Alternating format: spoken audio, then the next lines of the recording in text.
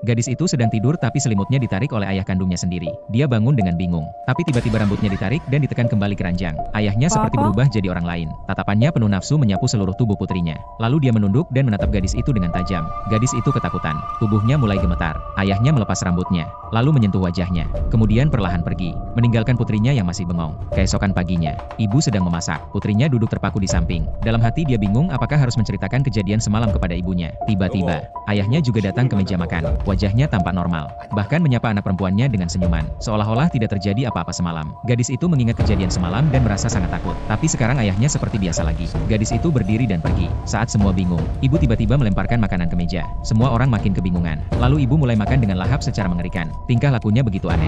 Anak laki-laki yang kecil sampai menangis ketakutan. Kejadian jadi makin aneh. Malam harinya saat kakak perempuan mandi, tiba-tiba terdengar suara ketukan. Dia mengusap uap kaca. Adiknya berdiri diam di balik kaca. Wajahnya sangat aneh, dan menyuruh kakaknya membunuh semua orang di rumah. Kakaknya bingung. Dia berlari ke kamar adiknya, dan bertanya maksud dari perkataan tadi. Tapi adiknya bilang dia semalaman di kamar, tidak pernah keluar sama sekali. Lalu dia menarik kakaknya masuk ke kamar, dan memberitahu soal kejadian selimut ditarik ayah semalam. Dia sangat ketakutan. Baru saja selesai bicara, tiba-tiba ayah mereka membuka pintu. Dia mengambil cutter di atas meja, menarik semua pisaunya keluar. Dengan tatapan dingin mendekati kedua putrinya. Saat ayah hendak menyerang, kakaknya mendorong ayah sekuat tenaga, menarik adiknya dan lari keluar. Tapi ayah tiba-tiba muncul lagi. Dia tidak bicara apa-apa, langsung menarik rambut kakaknya, dan melemparkannya jauh.